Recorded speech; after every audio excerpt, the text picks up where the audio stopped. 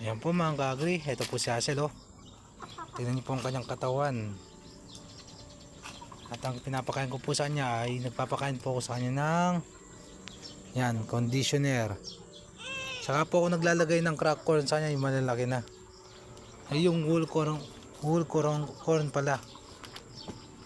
Gawa po ng pag pinapaliguan ko siya, kailangan mainitan kagad siya. Ayan. Ito po ay naka-reserve na po no, at nakapag-down na po yung customer na hanggang Saturday lang po ang pinag-usapan namin na araw. Ayan.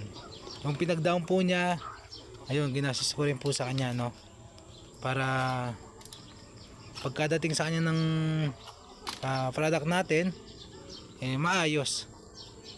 Ayan po siya. Yun lang po, salamat and God bless.